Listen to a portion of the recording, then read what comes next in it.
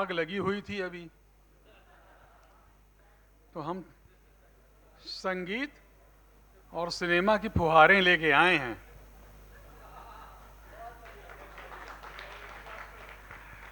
तो जो आग लगाते लगाते बाहर चले गए, अगर उनको पानी चाहिए तो आ जाएं, तो बुला लीजिए। तो देखिए, हम मेरे साथ मेरे बगल में जो साहब बैठे हैं, मैं उनसे मिला तो मैंने कहा, उनसे मेरा परिचय कराया गया। मैंने कहा कि आपने मुझे अपने साथ बातचीत का मौका दे करके जो इज्जत बख्शी है, मैं उसका शुक्रिया अदा करता हूं। आप वो शख्स हैं जिनकी फिल्में देखते हुए हम बड़े हुए,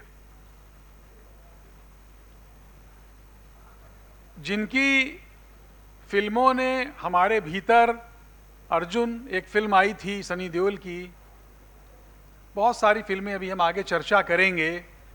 तो वो सिनेमा जो सार्थक सिनेमा हम कहते हैं, जो मसाला जिसको आप बोलते हो था, लेकिन जिसमें बहुत करीने से बहुत बड़ी बातें कही गई थी।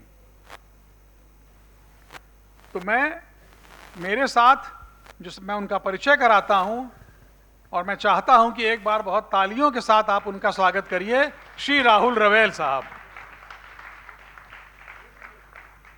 और आपके परिचय से पहले, उसके साथ मैं आपसे नाम लेता हूं, महबूब की मेहंदी, मेरे महबूब। ये वो फिल्में हैं जो आपके पिताजी एच.एस. रवेल साहब ने बनाई थी। तो ये एक ऐसी लेगेसी, एक ऐसी परंपरा के वाहक हैं राहुल रवेल साहब। मैं अभी इनसे कह रहा था कि इनके पिताजी ने बनाई थी लैला मजनू, वो लखनऊ में लीला में लगी थी, हम लोग थक गए कि उतर ही नहीं रही थी।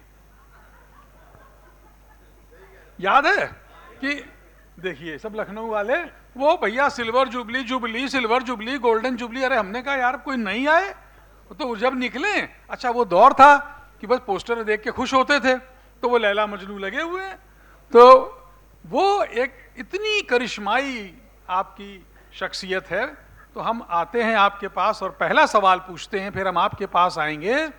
और पहला सवाल मेरा ये है राहुल रवेल साहब, आपकी बहुत लंबी यात्रा है, बहुत काम आप कर रहे हैं, पहले भी आपने फिल्में बनाई, लेकिन वो क्या बात है और आप में क्या देखा कि राजेंद्र कुमार को जब अपने बेटे को लॉन्च करना था तो उन्हें राहुल रवेल की याद आई, और फिर जब धर्मेंद्र को अपने बेटे को 2 साल बाद लॉन्च करना था तो उनको भी राहुल रवेल की याद आई। राहुल रवेल में ऐसा क्या था?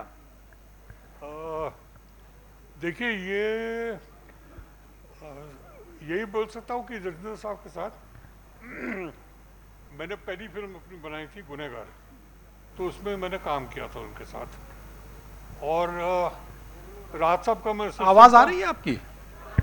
थोड़ा माइक पास कर। हाँ जी, अभी आ रही है? अच्छा, फिर मैं राज साहब के साथ मैं असिस्टेंट डायरेक्टर था। जो कुछ भी मैंने सीखा है, जो भी है, सब राज कपूर साहब की वजह से। तो उस टाइम पे राज साहब ने मुझे कहा था कि पिक्चर तुम एक डायरेक्ट करो मेरे लिए, बीवी ओ बीवी। तो फिर राजेंद्र कुमार जी ने अपने बेटे के लिए मुझे बुलाया। अच्छा, लव स्टोरी में तो ये हुआ कि पिक्चर कंप्लीट हो गई, रिलीज होने वाली थी, तो मैं भी जवान था और ऐसे ही थोड़ा दिमाग खराब था। और सबसे बड़ी बात यह है कि इस इंडस्ट्री में जो काम करना चाहता है वो उनको वैसे करना चाहिए जो मैंने किया था। उनको शादी नहीं करनी चाहिए मेरे हिसाब से, कि जो शादी करे उस पर फिर प्रॉब्लम ज़्यादा आती है। बीवी है, मेरे को रिस्पॉन्सिबिलिटीज़ है, मेरे में रिस्पॉन्सिबिलिटी नहीं थी। पिक्चर पूरी कंप्लीट हो गई थी। फिर मेरा राजेंद्र कुमार के साथ कुछ प्रॉब्लम हो गई थी आपस की, कंप्लीट पिक्चर थी एकदम। तो मैंने अपनी उस पिक्चर से अपना नाम हटवा दिया। मैंने कहा, मैं कोर्ट गया और मैंने कोर्ट में कहा कि देखिए ये फिल्म मैंने पूरी बनाई है और ये चाहते हैं कि इनका नाम आए, डायरेक्टर में। तो कोर्ट ने कहा कि जी देखिए आपका नाम नहीं आएगा, वो आपके ऊपर है, लेकिन किसी और का नाम नहीं आ सकता। तो लव स्टोरी एक ही फिल्म है दुनिया में जिसमें डायरेक्टर का नाम नहीं है। पूरी दुनिया में एक ही फिल्म है जिसमें डायरेक्टर का नाम नहीं है। और वही जब रिलीज हुई वो पिक्चर बहुत बड़ी हिट हुई, लेकिन मेरे पास काम नहीं था। तो क्योंकि ये इंडस्ट्री में ये था कि भाई शायद ये राहुल नवेल ने कुछ किया नहीं है। छोटा सा उस समय का गीत है कुमार गौरव का। क्या समा है तू कहाँ है, ये गाना बच्चों की जबान में था। वाह। कितना हसीन है ये एक सपना, फूलों के शहर में है घर अपना। क्या समा है तू कहाँ है, मैं आया आया आया आया। आजा।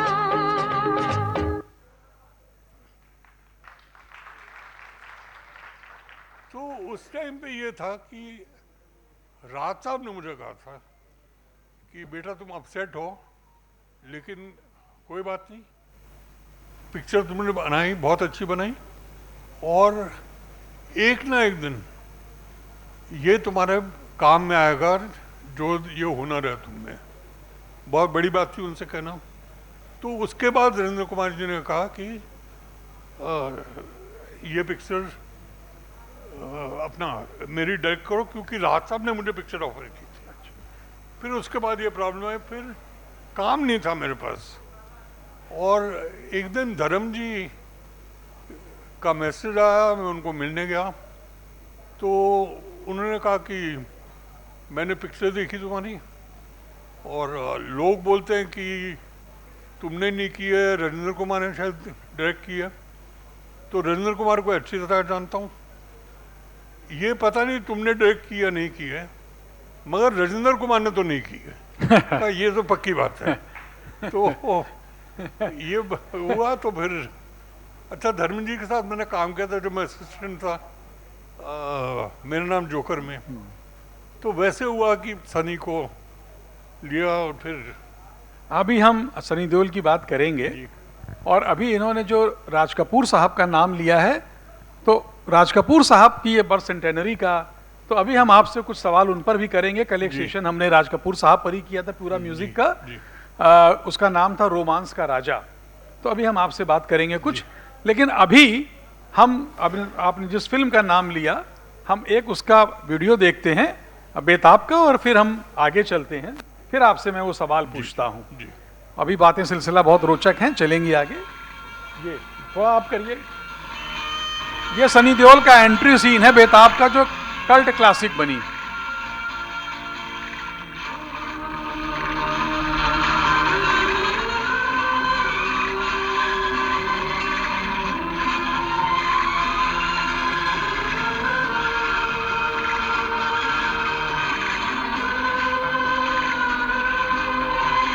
अब उस समय तो हॉल में सीटियां बजने लगी थी, आजकल बच्चे थोड़े शरीफ हो गए हैं।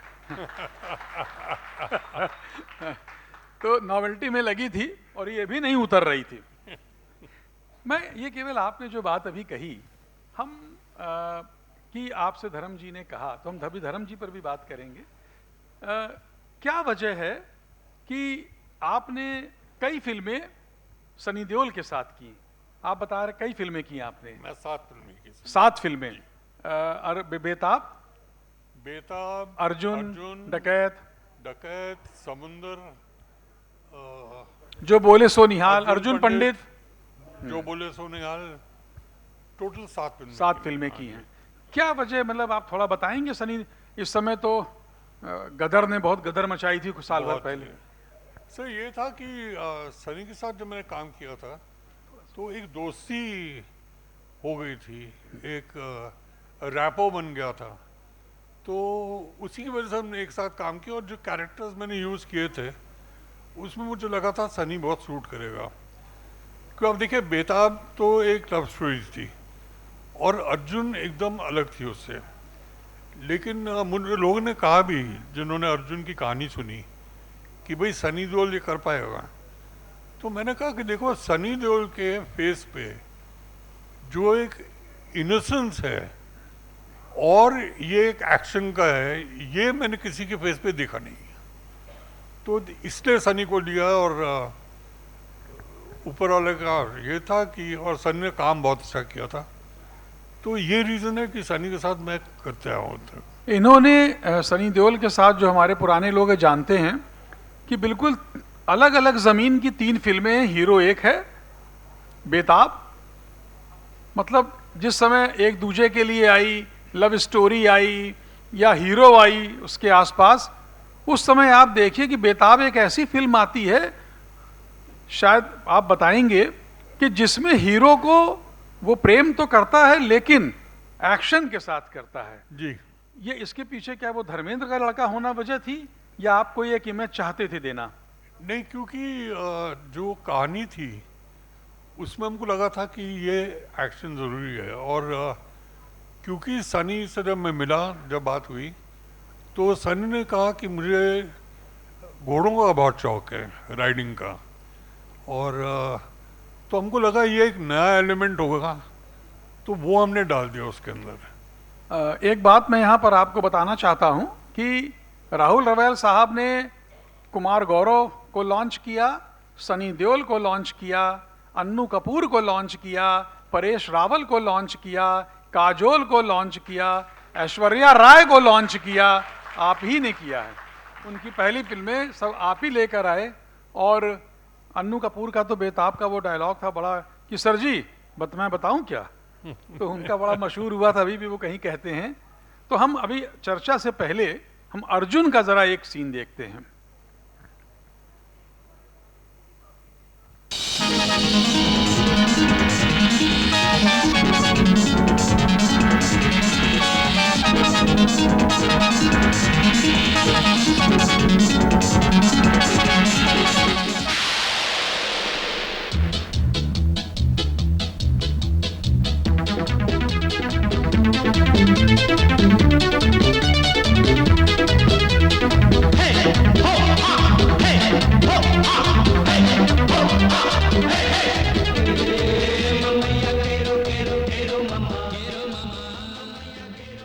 खेरो मामा दुनिया बोले तुम गोली मारो। अब ये शायद कहा गया, लेकिन ये गाना बिल्कुल जबान पे चढ़ा हुआ था कि दुनिया तो गोली मारो।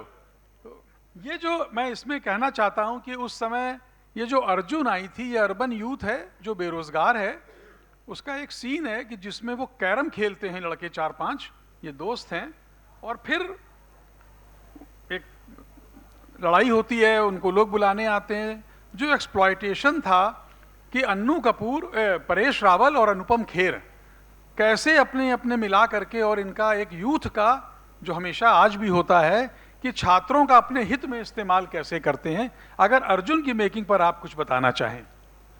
देखिए, अर्जुन एक जो कहानी थी, क्योंकि ये मैंने फिल्म साइन की थी बेताब के बनते हुए, सनी के दोस्त थे, तो उन्होंने कहा हमको फिल्म शुरू करनी है।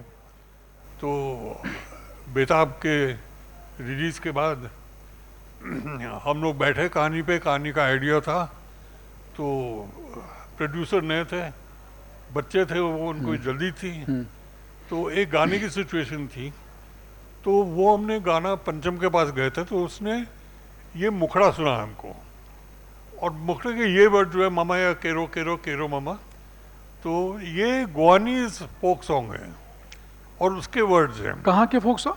गोवानीज, गोवानी फोक सॉन्ग है, उसके मुखड़े के वर्ड्स से। तो हम सबको अच्छा लगा, तो उसकी वजह से वो गाना लिखा गया, जावेद साहब ने गाना लिखा, गाना रिकॉर्ड हो गया। अब वो कहानी जो थी वो एंड में जब बनी पूरी, तो हमको पसंद नहीं है कि भाई ये गलत है, तो हमने कहा यार दूसरी कहानी ढूंढते हैं। तो वो प्रोड्यूसर ने कहा कि कहानी कुछ भी हो, ये गाना पिक्चर में होना ही चाहिए। अब ये बड़ा मुश्किल है जी, एक पिक्चर में एक गाने को डालना ही पड़ेगा, तो हम अलग अलग कहानियाँ सोचते थे, तो इसमें गाना फिट नहीं होता था। अच्छा, तो ये बहुत परेशान हुए थे हम लोग। फिर ये हम लोग काम कर रहे थे लोनावला में, और वहाँ पर एक आर्टिकल पढ़ा था हमने कि तभी दाऊद का गैंग और जो पठान गैंग था उनकी दुश्मनी शुरू हुई थी आपस में, कि पॉलिटिशियन ने कैसे इनको एक्सप्लॉइट किया। तो ऐसे ही बातचीत हो रही थी, और बातचीत खत्म हुई, रात को कमरे में गए सोने कुछ 10 बजे करीब, और 3 बजे रात को जावेद साहब मेरे रूम में है और बोले चलिए। तो मैंने कहा कहाँ? बोले मेरे रूम में चलिए चाय पीते हैं। तो मैंने कहा 3 बजे सुबह, तो गया उनके रूम में। तो बोले राहुल साहब कल रात को जो हमारी डिस्कशन हुई कल पूरे दिन, तो मेरे पास एक कहानी का आइडिया है, तो वो आप सुन लीजिए। सर आप बिलीव नहीं करेंगे, उन्होंने एक पूरी पिक्चर के सारा स्क्रीन प्ले मुझे सुनाया अर्जुन का, पहले सीन से लेकर आखिरी सीन तक।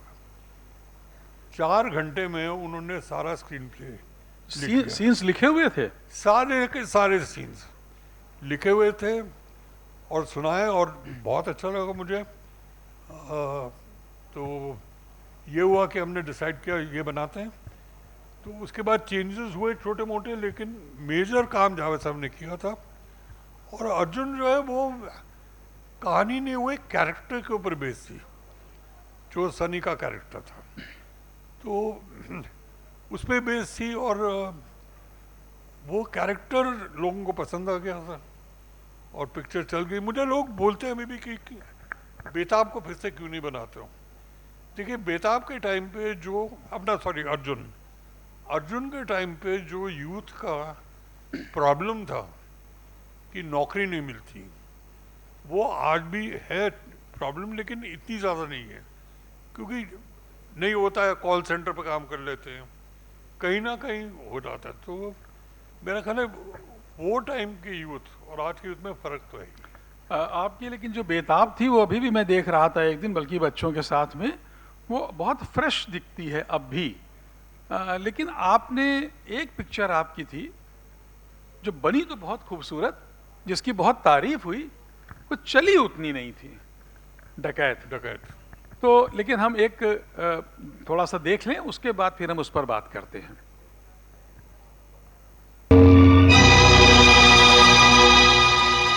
रुक जा पहलवान!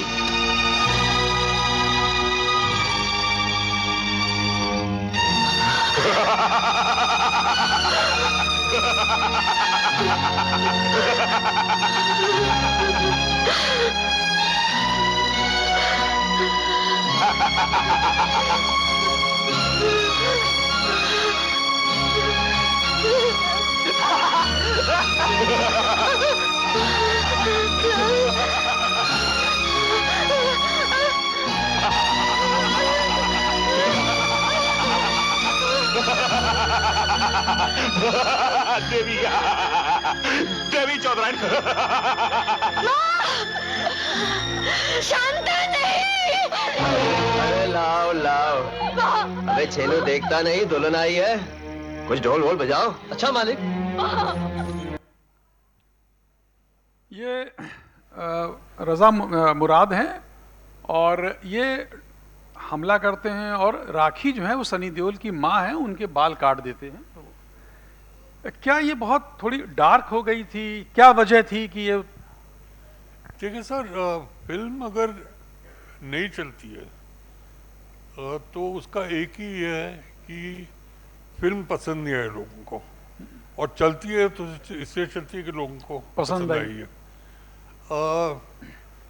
ये जो डकैत थी मेरे लिए, ये मेरे सबसे अच्छी फिल्म थी। क्या बात! मुझे नहीं लगता कि इससे अच्छी फिल्म मैंने बनाई थी, ना बहुत बना अच्छा। सकूंगा। और ये जो नहीं चली, इसमें एक बात है कि जैसे ये जो सीन था जिसमें राखी के बाल काटते हैं और जाते हैं। डांस करवाते हैं, मतलब उसमें लोग रो दिए थिएटर थे। में चीखते थे रो दिए थे। राता भी देख रहे थे पिक्चर, तो वो भी रो रहे थे। वो कह रहे थे कि यार ऐसी चीज मैंने देखी नहीं कभी। राज कपूर साहब। हाँ जी, उन्होंने खुद कहा था ये। मेरा ख्याल है जो बहुत मुश्किल होता है कहना फिल्म क्यों नहीं चली या क्या, लेकिन राहत साहब ने मेरे को एक बात कही, बोले बेटा जो राखी के साथ करता है रज़ा मुराद, क्लाइमैक्स में सनी जो बदला लेता है, जो एकदम क्लाइमैक्स में मारता है, वो इफेक्टिव नहीं होता, वो ज़्यादा इफेक्टिव होना चाहिए। क्योंकि मैं देखते हुए मुझे एकदम वो सीन याद आया जहाँ बाल काट रहे थे, तो मैंने कहा कि ठीक है। और फिर आनंद बख्शी साहब ने फिल्म देखी,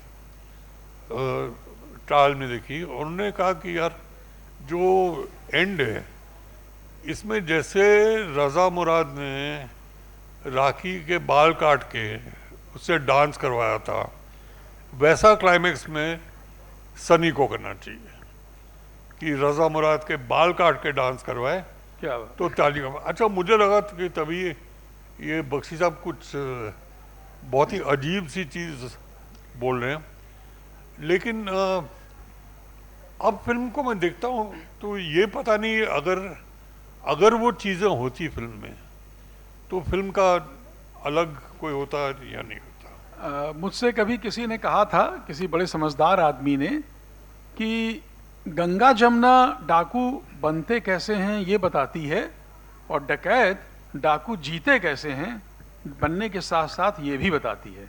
उसमें एक पूरी ज़िंदगी थी उनके सारे डाकुओं की। उसका एक सीन है जिसमें परेश रावल जो कि पुलिस इंस्पेक्टर हैं, एक दिन वो कहीं पेड़ के नीचे खड़े हैं तो ये लगता है कि मुखबिर आ रहा होगा, पब्लिक को लगता है, तो डाकू आते हैं, उनको थाने से लाके जो गोलियां होती हैं पुलिस वालों की वो सप्लाई कर देते हैं। यानी पुलिस ही गोली सप्लाई कर रही है डाकुओं की। अब ये इतने रियलिस्टिक बात थी कि बहुत ऐसे में शायद वो नचाने वाली बात आपके दिमाग में आई होगी कि ठीक नहीं रहेगी।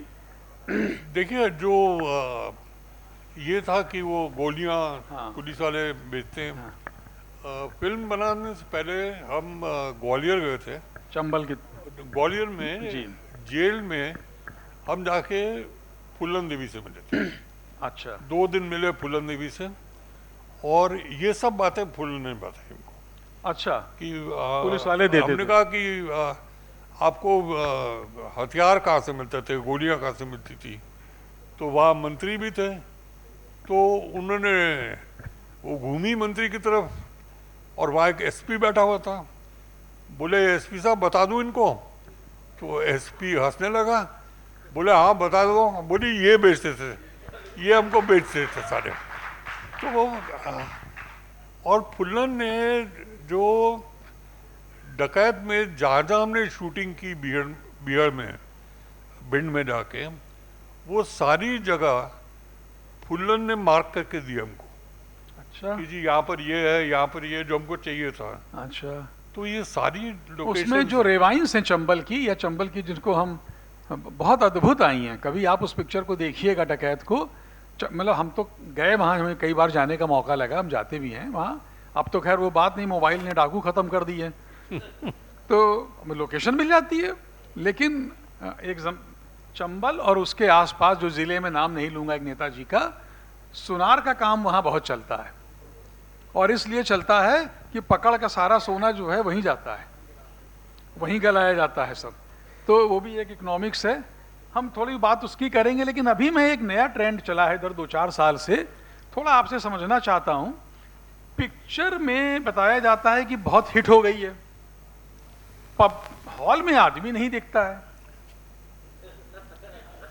तो इसको जो ये नया टर्म एक आया है कॉर्पोरेट बुकिंग का, ये सर क्या होती है? ये सर क्या है,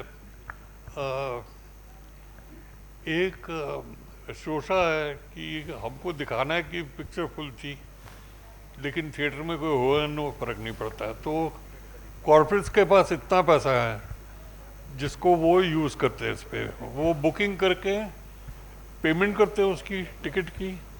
वो पेमेंट में उनको एंटरटेनमेंट टैक्स कटने के बाद जो बचता है वापस मिलता है उनको।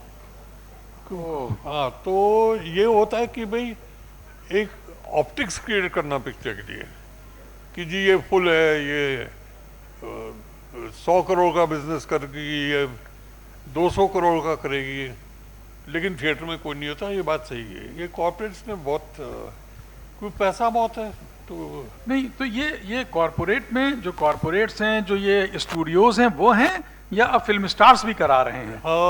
दोनों दोनों, कुछ फिल्म स्टार्स भी हैं। आप नाम लेना चाहें? नहीं।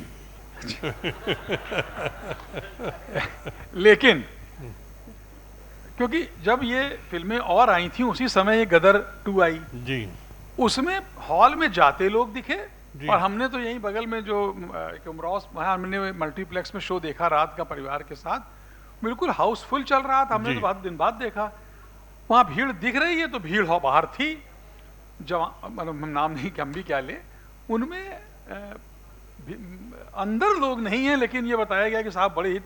तो ये अपना नुकसान सह करके मुनाफा कमाते हैं, कैसे करते हैं? यही करते हैं जी। क्या है कि आजकल जो फिल्म का बिजनेस हो गया, उसका सैटेलाइट है, OTT पे आती है, तो उसके लिए उनको कनेक्शन दिखाने पड़ते हैं कि भाई ये तो इस तरीके से आप होता है। ऐसे में मेरा शायद ये सवाल पूछना वाजिब बनता है कि क्या आप ये कल्पना कर पाते हैं कि कोई प्यासा बनेगी, कोई कागज के फूल बनेगी, या हम अगर इधर भी आ जाएं तो कोई उमराव जान बनेगी?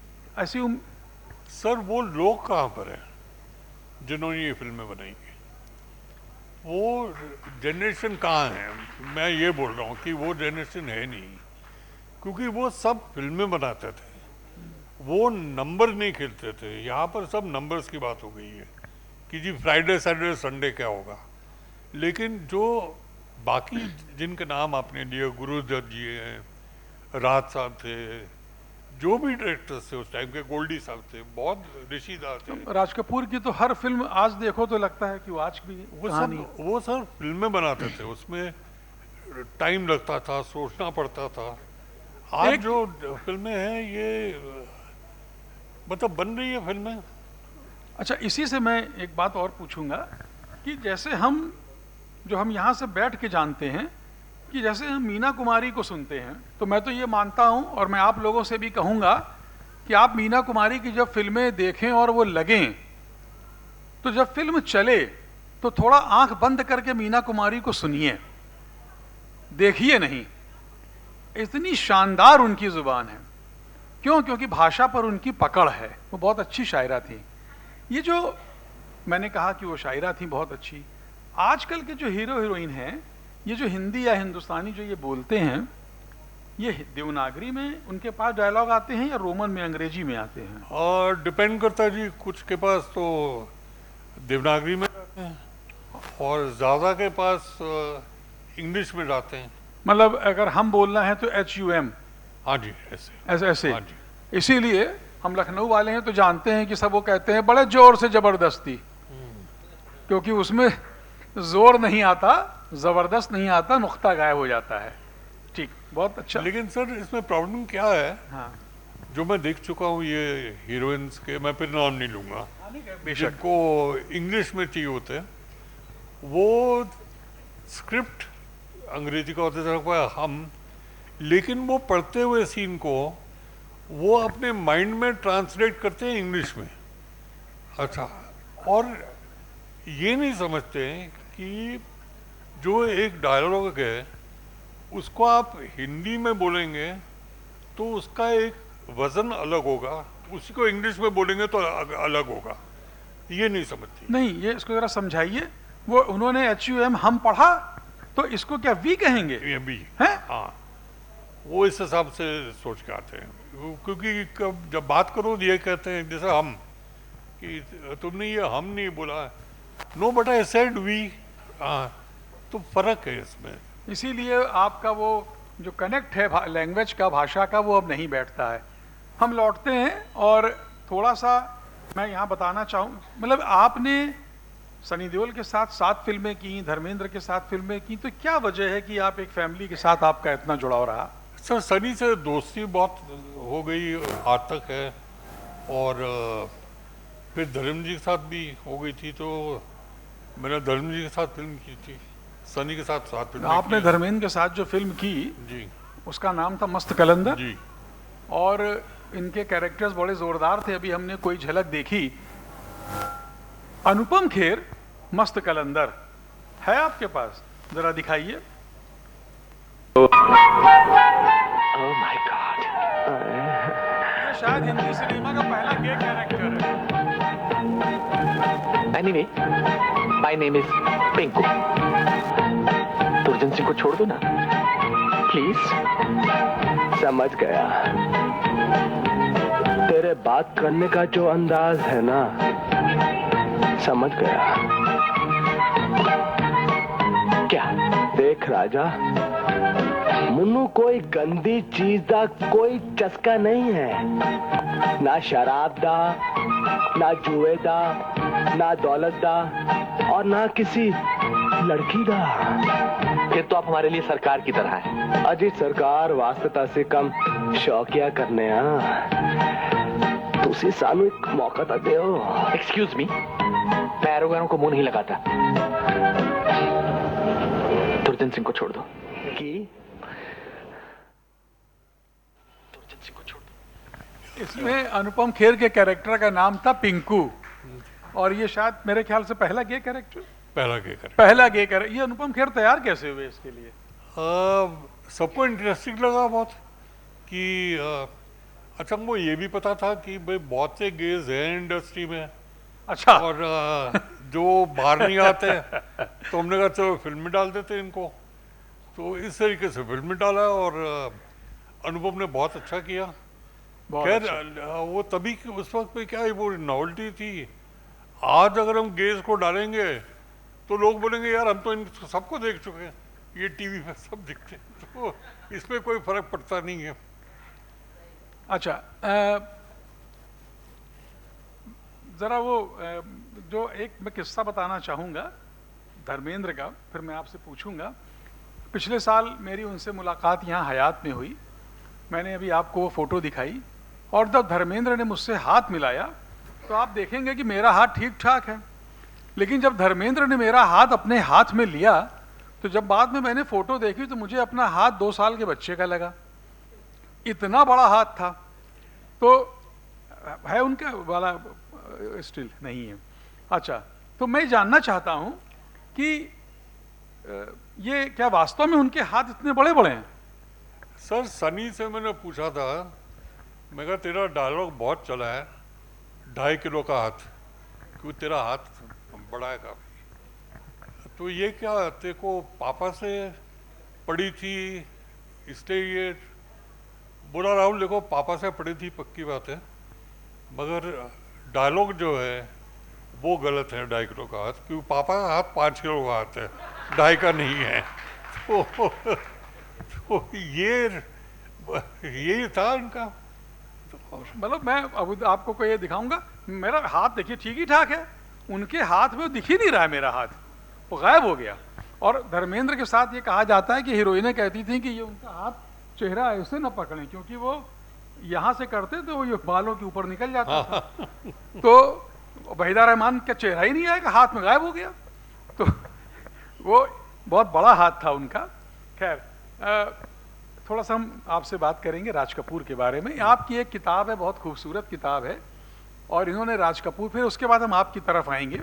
राज कपूर पर आपकी एक किताब है मास्टर एट वर्क। थोड़ा सा जो मैं जहाँ से अपनी बात कहना चाहता हूँ, हम मेरे साथ की जनरेशन के लोग जानते हैं, लेकिन नई उम्र के बच्चों को ये बात समझनी चाहिए कि राज कपूर एक ऐसे फिल्मकार थे। मतलब मुझसे अगर कोई कहे कि आपको एक टाइम ट्रैवल करने का अवसर लगे और मुंबई जाने का, तो आप क्या देखना चाहेंगे? तो मैं कहूँगा कि मुझे राज कपूर की उस बैठकी में पहुंचा दो जहां गाने पर काम हो रहा है, फिल्म पर काम हो रहा है। राज कपूर इतनी मेहनत करते थे अपनी चीज पर, तो थोड़ा सा उनकी बैठकी के बारे में सर अगर आप बताएं। सर देखिए, उनकी जो म्यूजिक में सेटिंग होती थी, जब मैंने उनके साथ असिस्टेंट में काम शुरू किया तो मैं तब 15.5 साल का था जब मैंने काम शुरू किया। तो फिर बोले कि जी कल म्यूजिक सेटिंग है तो तुम आ जाना वापस। तो उनके गए हम सेटिंग पे। अब सेटिंग पे जाने के बाद एक ही कमरे में राज कपूर, शंकर जी, जयकिशन जी, शैलेंद्र जी, हर्षद जी और मुकेश जी, इन सारे दिग्गजों को देख के मेरे को लगा कि यार ये तो बहुत ही किस्मत वाली अच्छी बात है कि ये सब दिख रहे हैं। और वो एक गाने का डिस्कशन कर रहे थे कि एक गाना उनको करना था। तो गाने में अक्सर क्या होता है, म्यूजिक डायरेक्टर जो है वो डमी वर्ड्स दे देते हैं। जैसे मैं आइए राजा पंचम का था डमी वर्ड्स से, तो वो जी, पंचम जी, जैसे मामा या केरो केरो वो जी, डमी जी, जी। थे। तो राज साहब ने सिचुएशन जब सुनाई तो शंकर जी ने कहा कि सुनिए, अगर ट्यून ऐसा हो, तो उन्होंने ट्यून सुनाया। और ट्यून सुनने के बाद मुझे लगा कि मैं क्या करूं, मतलब खिड़की से कूद जाऊं या मर जाऊं, क्योंकि वो ट्यून उन्होंने सुनाए डमी वर्ड्स तो सिर्फ गालियां थी, मतलब ऐसी गालियां जो मैंने सुनी नहीं है। और वो गालियों में ट्यून सुना रहे हैं और ये सब दिग्गज लोग बैठे हुए हैं, वो सुन रहे हैं और कोई रिएक्शन नहीं। उसमें डिस्कशन भी हो रही है कि ये शंकर जी जो ये माँ की है, इसको बहन की कर दें तो गा के दिखाइए। तो ये तरीका था इनका, लेकिन वो काम पे था पूरा। तो ये डिस्कशन होती थी और गाने ऐसे बनते थे। फिर ये कहा जाता है कि राज कपूर साहब ने अपने कुछ गानों के मुखड़े भी लिखे हैं कोई। मुखड़े लिखे, मतलब जैसे होता म्यूजिक डायरेक्टर अपना डायरेक्टर का होता है ये। और मेरे को याद नहीं आ रहा है उनके गाने, लेकिन काफ़ी मुखड़े थे। मुखड़े मतलब उसमें हो सकता है उन्होंने वर्ड चेंज किए हों या जैसे कोई याद आ रहा है आपको कोई? नहीं, याद नहीं आ रहा। अच्छा, कोई बात नहीं। जो राज कपूर का और जो देवानंद हाँ, साहब- ये जो गाना था, बोल राधा बोल संगम होगा कि नहीं, उसमें राज साहब ने विनती माला को ऑफर किया था फिल्म। हाँ, वो तो कल तो ये विनती माला ने कहा था मैं सोच के बताती हूँ। तो टाइम हो गया, उनका कोई जवाब नहीं आया। तो राज साहब के एक सेक्रेटरी थे हरीश बिबरा करके, तो राज साहब ने बोला कि एक लेटर लिख दो मैडम को कि भाई प्लीज़ हमें बता दीजिए। तो हरीश बिबरा ने लिखा था बोल राधा बोल संगम होगा कि नहीं। हाँ, ये कल तो वहाँ से वो मुखड़ा बना था। उसके बाद वो गाना बना उस जी, पर। जी। शैलेंद्र ने, शैलेंद्र जी हसरत जी थे। हसरत जयपुरी ने बनाया हसरत था, जयपुरी। हसरत जयपुरी ने। राज साहब की कोई और चीज़ जो आपको याद आती है जो उनको दूसरों से अलग करती थी राज कपूर को? सर, एक जो फिल्म मेकर थे राज कपूर, जितना नॉलेज उनको था सारे फिल्म मेकिंग के एस्पेक्ट्स का, वो मेरा ख्याल है किसी के पास है नहीं। और ना कोई ऐसा आदमी मिलेगा फिर जिसको हर चीज़ में पता था क्या क्या, चाहे म्यूज़िक हो, चाहे कैमरा हो, चाहे साउंड हो। और वो जो पिक्चर देखते थे और लोगों की, वो 15 मिनट में बता देते थे कि इस कहानी में क्या होने वाला है, कि इसमें ये होगा, इसके बाद ये होगा, इसका। और वो सब वैसी होती थी। उनका फिल्म मेकिंग का सेंस बहुत ही बड़ा था। और दूसरी बात ये है कि वो कहते थे कि देखो बेटा, मैं कहानियाँ सुनता नहीं हूँ, मैं कहानियाँ पढ़ता नहीं हूँ, मैं कहानियाँ देखता हूँ, मैं डायलॉग देखता हूँ। क्योंकि जब तक देखूँगा नहीं तब तक वो स्क्रीन पे आएंगे नहीं, और स्क्रीन पे आएंगे अगर मैं देखूँ तो उस बेस से मैं चलता हूँ। ये था उनका फिल्म मेकिंग का मैं बहुत किस्मत वाला था कि उनके साथ मैंने काम किया, बहुत सीखने मिला। आपने मैं ये आखिरी सवाल मेरा होगा, एक बात पहले आपसे पूछ लूं, आप अभी आजकल सक्रिय हैं फिल्मों में, क्या कर रहे हैं? मैं सर फिल्मों में, देखिए मैंने फिल्म बनाई नहीं बहुत टाइम से, क्योंकि एक ज़माना आ गया था जब डायरेक्टर वगैरह जो है वो हीरो चुनते थे, कि हीरो बोलता था डायरेक्टर ये होगा, राइटर ये होगा। तो मुझे लगा कि यार फ़ायदा क्या है काम करके, अगर हीरो की बात सुननी है तो मुझे एक ऐसी इसमें किसी ने पूछा था कि राहुल जी मेरे को डायरेक्टर बनना है तो कैसे बनूं, स्टूडेंट था। मैंने कहा तुम एक काम करो, कोई बड़े हीरो के पास जाके उसके यहाँ नौकरी कर लो, तो बोला नौकरी, मैंने कहा कुछ भी कर लो, ड्राइवर बन जाओ, कुक बन जाओ। तो बोले जी डायरेक्शन की बात करा। मैं कहा हाँ, लेकिन वो क्या है, जब वो खुश होगा ना तुमसे, वो एक दिन कहेगा कि यार ये पिक्चर जो है मेरे कुक से डायरेक्ट करवा लो, ये कर लेगा। हाँ, ये ज़माना आ गया था जब बहुत ही ये था कि ऐसे काम करे। तो मेरा फिर अभी क्या, अब उम्र भी हो गई है, तो ऊपर उन्होंने बहुत दिया है। मेरे बेटे ने भी अभी डायरेक्ट की है। उसने एक सीरियल डायरेक्ट की, रेलवे मैन, अच्छा, जो बहुत चली उस पर। हाँ जी, वो मेरे बेटे ने डायरेक्ट की है। तो मैंने सोचा कि चलो भाई, अब बच्चे हैं तो नहीं ठीक है, आपने, समय होता है भाई सब लोगों का। मगर राज साहब की जो कुछ बातें जो हैं, जो राज साहब की खाने के बारे में, खाने, उनको बहुत खाने का, और वो कुछ भी खा देते थे। मैंने खुद देखा उनको कि हम लोग बैठे थे, नाश्ता कर रहे थे, तो उन्होंने, बॉम्बे में वो पाव मिलता है जी, पाव जी, उन्होंने एक पाव लिया, उसको बीच में से तोड़ा, उस पर मक्खन लगा और उसमें जलेबी डाली और वो जलेबी खाने लगे पाव में। तो मैंने कहा साहब ये जलेबी आप पाव और मक्खन के साथ खा रहे हैं? बोले क्यों, कहीं लिखा कि नहीं खा सकता हूँ? अब उसका जवाब नहीं मेरे पास। तो बोले सुनो बेटा, इससे अच्छा मैं सुनाता हूँ तुमको तरीका। उन्होंने वो पाव और जलेबी टोमेटो सॉस में डुबो दिया और खा गए। तो वो ये खाने का शौक तो बहुत बहुत ज़्यादा था उनके पास। तो क्योंकि हमारी एडिटिंग जब होती थी तो 2 घंटे पहले सुबह लगते थे कि भाई सारे एडिटिंग वाले डिसाइड करेंगे कि आज खाना कहाँ से आएगा। तो उस पर 2-2 घंटे डिस्कशन होती थी कि जी खाने में ये दादर से आएगा, ये तो गाड़ी जाती थी खाना लेने के लिए। दादर यहाँ थाना, सब जिसने बोला कि थाना में दाल बहुत अच्छी है, अच्छा थाना से मंगाओ, अच्छा दादर में ये बहुत अच्छा मिल रहा है तो ये भी मंगा लो। तो वो सारा जो है असेंबल होता था, फिर गाड़ी जाती थी हर जगह लेकर। यहाँ भी कुछ राज कपूर बैठे हैं खाने के शौकीन।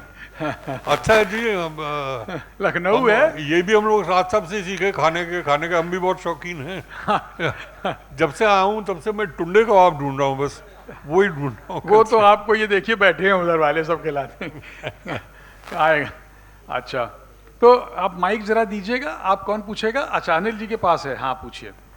ये उसके बाद बच्चे पीछे हैं, ये हाँ, जिन्होंने रेलवे मैन के नाम पर बड़ी ताली बजाई है। वो देखिए वाकई में बहुत बढ़िया, मतलब पता चल रहा है कि आपके बेटे होंगे।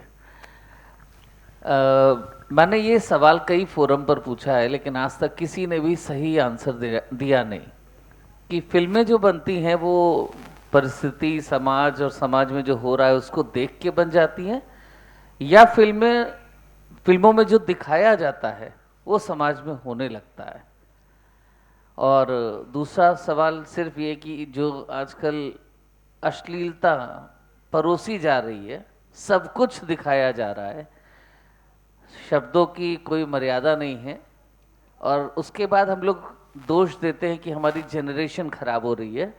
तो इसके पीछे योगदान किसका है? इसी में मेरा एक थोड़ा सा जोड़ लीजिएगा। जो आप बात कर रहे हैं फिल्मों में सब कुछ दिखाया जा रहा है, सर की फिल्म में एक सीन था जिसको सेंसर बोर्ड ने काट दिया था, सनी देओल साहब का एक किसिंग सीन था, और आज का सेंसर बोर्ड, उस पर भी थोड़ा सा बात रखिएगा। देखिए, जहाँ तक फिल्में बन रही है, समाज पे क्या हो रहा है, सोशल प्रॉब्लम्स क्या हैं, मेरा ख्याल है वो ज़माना चले गया है। जो ये हमारे फिल्म मेकर थे, जो आइकॉन थे, वो फिल्में बनाते थे सोशल कॉज देके।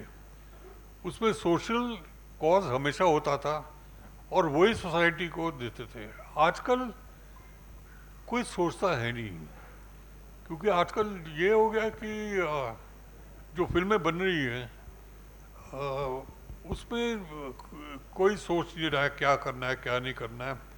इनफैक्ट वो चीज़ें जो दिखा रहे हैं वो गलत है दिखाना सोसाइटी में, और तो वो है प्रॉब्लम, लेकिन क्या क्या कर सकते हैं। हालांकि जो हाँ वो जो किसिंग सीन है वो काटा नहीं गया था, बेताब का बड़ा हिट हुआ था वो। नहीं, वो था बेताब में था किसिंग सीन, वो पहले तो सेंसर ने ऑब्जेक्शन किया था, लेकिन हमने लड़ झगड़ के उनसे वो पास करवा दिया था। लेकिन वो उस आगे पीछे की चीजों को बहुत इस्टेब्लिश कर रहा वो था सब स्क्रिप्ट था ही में। उसी के लिए, स्क्रिप्ट की वजह से। स्क्रिप्ट में बड़ी डिमांड थी उसकी वहां पर, वो जो एक माचो और जी आती है। जी जी जी। और उसका तो कमाल था, जब रिलीज हुई पिक्चर तो जावेद साहब, हम तो ये सोचते थे कि भाई जब ये किस आएगा तो लोग मतलब पागल हो जाएंगे, तालियां पड़ेंगी। तो हम थिएटर में पिक्चर देखते थे पहला शो, तो वो किस जब आया तो एक भी आदमी ने रिएक्शन नहीं दिया, सब चुप थे थिएटर में। तो जावेद साहब ने मेरी तरफ देखा, बोले राहुल साहब ये प्रॉब्लम क्या होगी? मैंने कहा समझ नहीं आया। और फिर 30 सेकंड के बाद उसका रिएक्शन आया। मेरे ख्याल 30 सेकंड में लोगों को डाइजेस्ट करना था कि ये किस था, तो वो फिर उसके बाद 2-2.5 मिनट के लिए कुछ सुनाई नहीं दिया। अच्छा, अगले शो में क्योंकि लोग निकले होंगे, तो अगले शो में वो किस आने से पहले लोगों का रिएक्शन हो गया, क्योंकि उनको पता था कि होने वाला है। मगर आज क्या हो गया, आज ये जो फिल्मों में गालियां दे रहे हैं, ये कर रहे हैं, ये इसकी देखिए सेंसरशिप की मैं खिलाफ हूँ, गाली देने, लेकिन क्यों गाली दे रहे हैं, ज़रूरत क्या उसकी, वो नहीं है। ये OTTs ने ये सारा कुछ क्या, मैं तो ये कह रहा हूँ कि OTT और फिल्मों के लिए एक कॉमन सेंसरशिप होना चाहिए। ये क्यों अलग है OTT के लिए, क्यों है फिल्मों के लिए, इसका एक कॉमन ये होना चाहिए। और इस बात को लेके मैं मिनिस्ट्री में 2-3 बार मेरी बात हुई है, वो भी बस चाहते हैं कि वो कॉमन ये ढूंढे, लेकिन उनके वो रेगुलेशंस के प्रॉब्लम भी हैं। जी मुकेश जी। मेरा सवाल राहुल जी आपसे है कि अभी आशुतोष जी ने अपने उद्बोधन में शुरू में ही कहा कि आपने एक निर्देशक के तौर पे और निर्माता के तौर पे आपने कई बड़े नाम इंडस्ट्री के आपने लॉन्च किए हैं, जिसमें नाम ऐश्वर्या राय का भी था, अमृता सिंह का भी था और काजोल का भी था। एक निर्देशक के तौर पे आप क्या देखते हैं, काजोल आज भी इंडस्ट्री में सस्टेन कर रही है, उनकी अभी फिल्म 2 पत्ती आई है, द ट्रायल ड्रामा सीरीज आई है, बट ऐश्वर्या राय गायब हैं। तो निर्देशक के रूप में आप क्या ऐसा देखते हैं कि ऐश्वर्या के ऊपर मिस इंडिया की उप विजेता होने का या मिस वर्ल्ड होने का सुरूर था? देखिए सर, काजल जो थी और काजल ने आज तक उसने परफॉर्म वैसे किया जो वो खुद है, जैसे वो खुद ही थोड़ी सी पागल है वैसे वो फिल्म में भी दिखाई देती है। इसलिए हमने लिया था उसको बेताब में, क्योंकि मेरे को लगा था ये लड़की पागल है, काम अच्छा करेगी, और काम उसने अच्छा किया और आज तक कर रही है। ऐश्वर्या का ये है कि ऐश्वर्या जब हमने लिया था तो मिस वर्ल्ड थी, बहुत खूबसूरत थी, लेकिन शूटिंग करते हुए उसके प्रॉब्लम्स थे कि मैं ये शॉट नहीं करूँगी। मैंने कहा क्यों नहीं करोगी? नहीं, मैं मिस वर्ल्ड हूँ, मेरा करना ये सही नहीं लगेगा। तो मैंने कहा था देखो ये तुम मिस वर्ल्ड का निकाल दो दिमाग से, क्योंकि ये नहीं चलेगा इससे। मगर ये था उसके दिमाग में। इनफैक्ट मैं लंदन में था जिस दिन पिक्चर रिलीज हुई थी, और मैं शूटिंग कर रहा था, एक फैमिली थी शूटिंग पे आई थी, एक लड़का था, बोला कि मैं अभी आपकी फिल्म देख के आ रहा हूँ, और प्यार हो गया। और ऐश्वर्या को देखा मैंने, बहुत अच्छी है, बहुत अच्छी लगती है, लेकिन ये गर्लफ्रेंड मटेरियल नहीं है, ये बहन की मटेरियल है। कि मैं सोच तो हीरोइन वो चल नहीं सकती जो गर्लफ्रेंड मटेरियल नहीं हो। राज साहब कहते थे कि हीरोइन वो हो सकती है जिसके फेस में ये थोड़ा एक नेगेटिव ये हो तब वो चलेगी, और बात उनकी सही थी एकदम। प्रणाम सर, मेरा नाम प्रमदीप पांडे है और मेरा प्रश्न आपसे सर ये है कि अभी एक कॉरपोरेट बुकिंग की चर्चा आप लोगों ने की, तो आज के समय में भी एक प्रॉब्लम ये आ रही है कि मूवी थिएटर से उतरने से पहले हमारे दिल से उतर जा रही है, तो वो स्क्रिप्टिंग की प्रॉब्लम है, राइटर्स की प्रॉब्लम से हो रही है या डायरेक्शन में प्रॉब्लम है सर?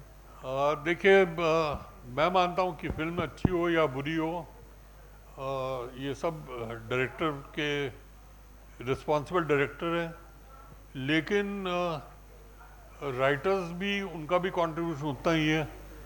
और आजकल जो फिल्में उतर रही हैं वो फिल्में ऐसी हैं जो बननी नहीं चाहिए थी।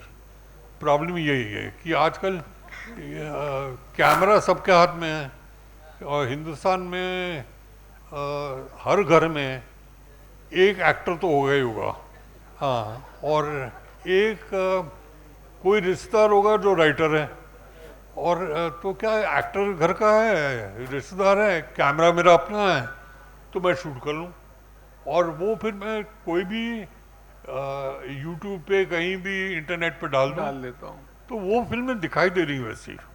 राहुल साहब, ये आखिरी सवाल है, फिर हम इसको ख़त्म करेंगे। मैंने जानना चाहता हूँ केवल आपसे कि इतने कल भी यहाँ बात हो रही थी राज कपूर पे, मैंने पूछा था क्या मतलब बड़े बड़े शेड्स हैं राज कपूर के, वो केवल हीरो नहीं है, director, producer, lyrics writer, musician, cameraman, बहुत कुछ है। क्या उन्हें आप हिंदी फिल्म इंडस्ट्री का अब तक की ग्रेटेस्ट पर्सनालिटी, मुझे लगता है वो थे, वो आप मानते हैं या नहीं मानते? मैं बिल्कुल मानता हूँ, और क्या बात है कि राज कपूर से ज़्यादा नॉलेज किसी को थी नहीं फिल्म मेकिंग की, और ना ही कोई उनको रिप्लेस कर पाएगा। मतलब ये रिप्लेसमेंट तो आएगा, दुनिया से चलती है, लेकिन फिलहाल मुझे ऐसा कोई दिखाई नहीं दे रहा जो राज साहब को कंप्लीट कर ले। हाँ हाँ, पूछिए पूछिए। हैं तीसरी कसम, तीसरी कसम पे जी, तीसरी कसम पे कुछ कहना चाहेंगे? राज साहब बनाई जब। देखिए, तीसरी कसम फिल्म बहुत अच्छी थी, और डायरेक्टर उसमें राता नहीं थे, ये नहीं, शैलेंद्र ने बनाई थी। शैलेंद्र जी प्रोड्यूसर थे, प्रोड्यूसर थे डायरेक्टर पिक्चर के। ये था अपना बंगाली जो है, नाम याद नहीं आ रहा उनका, बासु बासु भट्टाचार्य, बासु भट्टाचार्य ने बनाई थी। हाँ, तो उस टाइम पे कंट्रोवर्सी बहुत थी कि राज साहब ने किया होगा, बासु ने नहीं किया होगा, लेकिन फिल्म बहुत अच्छी, गाने बहुत कमाल के थे उसके, और वो फिल्म चली नहीं बिल्कुल। ये प्रॉब्लम है सर, कोई हाथ उठा के वहाँ पर, वो उधर से उठा रहे हैं। हाँ उधर बेटा, से। बस इसके ये आखिरी सवाल लेते हैं।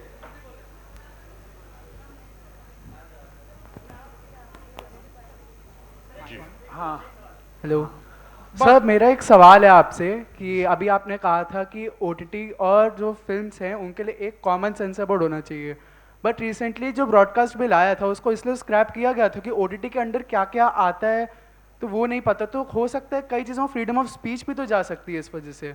हाँ जी, जो ब्रॉडकास्ट बिल आया था अभी 2024 में, उसमें ओटीटी के अंडर बहुत सारी चीज़ें आई थी, जो आप इंस्टाग्राम पे नॉर्मल रील्स भी अपलोड करते हैं कंटेंट, उसको भी सेंसर अगर करे जाने लगा तो क्या वो गलत नहीं होगा? नहीं, सेंसर देखिए, सेंसर एक ही होना चाहिए कि जो आप कहते हैं कि ये फिल्म में दिखना चाहिए तो ओटीटी में वो होना चाहिए, जो आप कहते हैं कि ओटीटी में कहते हैं कि ये नहीं दिखना चाहिए तो फिल्म में भी क्यों आप अलग करेंगे फिल्म को और ओटीटी को? सर इसलिए क्योंकि ओटीटी के अंडर सोशल मीडिया प्लेटफॉर्म्स को भी लाया जा रहा है, तो उसके अंदर आपको नहीं लगता कि गवर्नमेंट कुछ वो कर सकती है? नहीं सर, गवर्नमेंट को देखिए सेंसरशिप नहीं करें, जो टाइमिंग्स हैं वो टाइमिंग के हिसाब से कर लें, अलग कैटेगरी बनाए टाइमिंग का, और ये रखें कि इस टाइमिंग पे ये दिखा सकते हो ओटीटी पे, और आज टेक्नोलॉजी ऐसी है कि अगर करना चाहे तो कर सके। देखिए जैसे सिंगापुर है, सिंगापुर में ओटीटी या कोई भी चैनल जो है वो 15 मिनट लेट चलता है, क्योंकि 15 से 20 मिनट, क्योंकि उनकी एक टीम है जो देखती है और डिसाइड करती है कि हाँ ये दिखाने के काबिल है या नहीं। तो बहुत बहुत धन्यवाद आप दोनों का इस सुंदर संवाद के लिए। एक बार जोरदार तालियां होनी चाहिए सर के लिए।